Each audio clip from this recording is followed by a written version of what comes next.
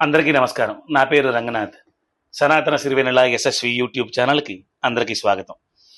ఈరోజు మనం చెప్పుకోబోయే అంశం మహాలయ పక్షాలు, దాని విధి విధానాలు.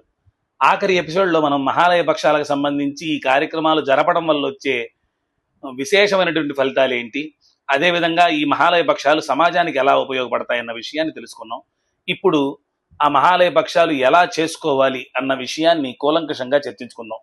అన్య బ్రాహ్మణులు అయితే ఎలా చేయాలన్న విషయం కూడా ఇందులో ఉంటుంది. కాబట్టి దయచేసి ఈ వీడియోని స్కిప్ చేయకుండా చివరిదాకా చూసి ఈ శ్రాద్ధ కర్మలకు సంబంధించినటువంటి విషయాన్ని తెలుసుకోవాల్సిందిగా కోరుతున్నాం. ఇక వీడియోలోకి వెళ్తే, అమావాస్యే దినే ప్రాప్తే గృహద్వారా ఏ సమాశ్రితా వాయుభూతా ప్రవాంచతి శ్రాద్ధాం పితృగృణానృణాం అని గరుడ పురాణం చెప్తుంది. సంవత్సరంలో 96 సార్లు శ్రాద్ధ కర్మలు చేయాలని శాస్త్రవచనం.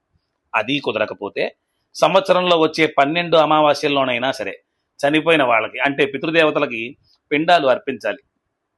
ఇవి కూడా కుదరదు అనుకునేవారు భాద్రపద బహుళ పాడ్యమి నుండి అమావాస్య వరకు ప్రతిరోజు నల్ల నువ్వులతో తర్పణాలు, అన్నదానాలు చేయాలని ఇతిహాస పురాణాలు చెబుతున్నాయి. ఇది కష్టమైతే మహాలయ అమావాస్య అని పిలువబడే భాద్రపద అమావాస్య నాడు తిలతర్పణలు వదలాలి. కేవలం పితృదేవతలకు మాత్రమే ఉద్దేశింపబడిన పర్వదినం ఇది. అందుకే భాద్రపద మాసంలోని కృష్ణపక్షాన్ని పితృపక్షం అని అంటారు. పితృరుణం తీర్చుకోవడానికి శాస్త్రం మనకు అందించినటువంటి దివ్య వరం. పురాణాల ప్రకారం పితృపక్షంలో యమధర్మరాజు తన నగరంలోని పితృదేవతలందరినీ కూడా ఈ పితృపక్షంలో మానవ లోకానికి పంపుతారు.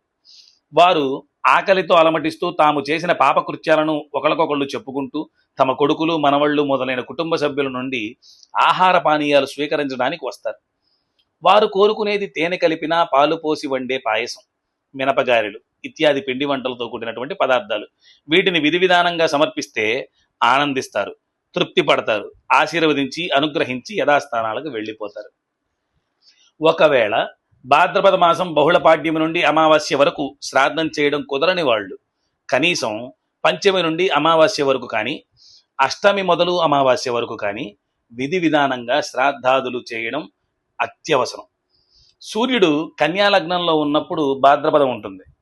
సూర్యుడు వృశ్చికంలోకి ప్రవేశించేంత వరకు పితృదేవతలు వేచి ఉండి తమ పిల్లలు శ్రాద్ధకర్మలు ఒకవేళ అప్పటికీ చేయనప్పుడు నిరాశతో వెళ్ళిపోతున్న ఆ పితృదేవతలు తమ వంశీకులకు శాపమునిచ్చి వెళ్తారని పెద్దలు చెప్తారు. ఇలాంటప్పుడే సంతానం కలక్కపోవడం, కుటుంబంలో పొరపచ్చాలు రావడం, మనశ్శాంతి లేకపోవడం, దారిద్ర్యం వచ్చి పడడం వంటి బాధలు పడుతుంటారు. కాబట్టి ఈ శ్రాద్ధ కర్మలను పితృదేవతలను ఉద్దేశించి అత్యంత శ్రద్ధాభక్తులతో జరపాల్సి ఉంటుంది. బ్రాహ్మణేతరులు అంటే అన్యకులస్తులు కూడా ఈ శ్రాద్ధాచరణ వారి వారి సాంప్రదాయానుసారం చెయ్యాలి. ఉత్తమ మార్గం ఏంటంటే పురోహితుడిని పెట్టుకుని నువ్వులతో తర్పణాలు, పిండ ప్రదానాలు సమర్పించి అతిథి భోజనాలు పెట్టుకోవడం మంచిది. అది కుదరని వాళ్ళు వాళ్ళ పెద్దల పటాల దగ్గర దీపారాధనలు చేసుకొని పాలతోటి పొంగలి, మినపగారెలు లాంటి పిండి వంటకాలు, పదార్థాలన్నీ కూడా చేసి వాళ్ళ ముందు ఉంచి అత్యంత భక్తి శ్రద్ధలతో వారికి సమర్పించి ఒక ఆకులో అన్నీ కొద్ది కొద్దిగా ఈ పదార్థాలను తీసుకొని కాకికి పెట్టి ఈ కార్యక్రమాన్ని చేయవచ్చు. సనాతన ధర్మంలో దేవతారాధనం ఎంత పవిత్రమో పితృదేవతారాధనం కూడా తత్తుల్యమైనదే. ఈ కార్యాలలో మీకు ఏదైనా భ్రమలుంటే విడిచిపెట్టడం మంచిది. మీ దగ్గరలో ఉన్న పురోహితుల్ని సంప్రదించి శాస్త్రవిహితమైనటువంటి విషయాన్ని మాత్రమే ఆచరించండి. తద్వారా పితృదేవతల అనుగ్రహాన్ని పొందండి. వారి అనుగ్రహంతో పొందిన సత్సంతానము సత్సంగంగా ఏర్పడి సన్మార్గంలో నడిచి సనాతన జగత్తుని ఉద్ధరిస్తున్నామన్న పేరుతో అయినా మన ఆత్మోద్ధరణను పొందుదాం. సనాతన పరిరక్షణతో పాటు కుటుంబ విలువలు కాపాడదాం. ఇలాంటి విషయ ప్రధానమైన మరిన్ని వీడియోల కోసం మన సనాతన సిరివెన్నెల యశస్వి యూట్యూబ్ ఛానల్ని లైక్ చేసి మీ అభిప్రాయాన్ని కామెంట్ చేసి ఛానల్ని సబ్స్క్రైబ్ చేయండి.